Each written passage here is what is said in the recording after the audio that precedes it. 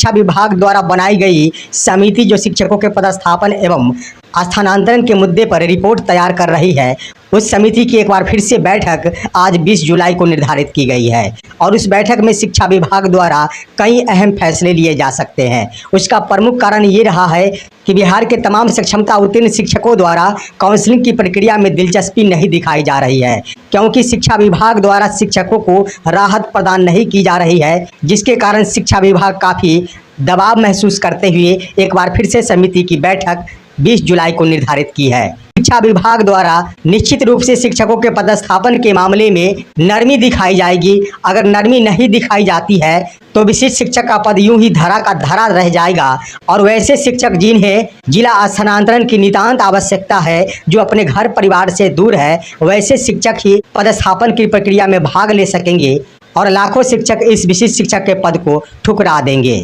दोस्तों, जहां यह खबर आई है कि शिक्षकों के पदस्थापन के मामले में 2 प्रखंडों और 2 विद्यालयों का चॉइस मांगा जाएगा, इससे भी शिक्षकों को राहत नहीं मिलने वाली है। खास तौर पर यह भी ऑप्शन उन्हीं शिक्षकों के लिए लागू होता है जो शिक्षक सिर्फ व सिर्फ तबादले चाहते हैं। लेकिन वैसे शिक्षक जिनकी सेवा 20 वर्ष पूर्ण हो चुकी है, वैसे शिक्षक जिनकी सेवा लगभग 10 वर्ष पूर्ण हो चुकी है, वैसे शिक्षकों की मांग ये नहीं रही है। वैसे शिक्षकों की मांग सिर्फ यही रही है कि शिक्षकों को सेवा निरंतरता का लाभ मिलना चाहिए। अगर शिक्षा विभाग द्वारा सेवा निरंतरता का लाभ नहीं दिया जाता है, उनकी नियुक्ति नहीं मानी जाती है, तो ढेर सारे शिक्षक इस काउंसलिंग की प्रक्रिया में भाग नहीं लेंगे और विशिष्ट शिक्षक का पद योगदान नहीं करेंगे। और बात ही ये सत्य प्रतीत होता है कि शिक्षकों ने जहां लगभग 20 वर्षों तक अपनी सेवा दे रखी है, तो कोई 15 वर्षों तक सेवा दे रखी है, तो 10-12 वर्षों तक की सेवा दे रखी है। ऐसे शिक्षकों को कार्यानुभव का अवश्य लाभ मिलना चाहिए, उनके अनुभव का सम्मान किया जाना चाहिए और इस आधार पर उन्हें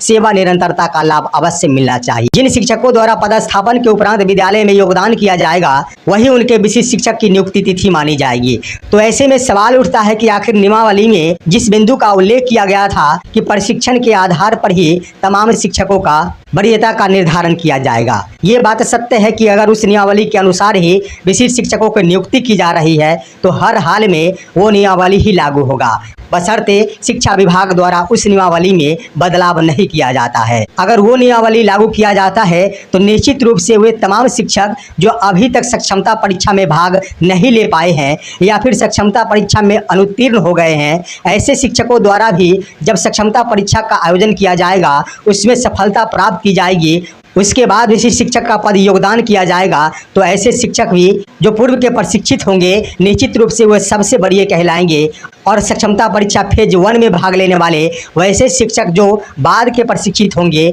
वैसे शिक्षक कनीय कहलाएंगे।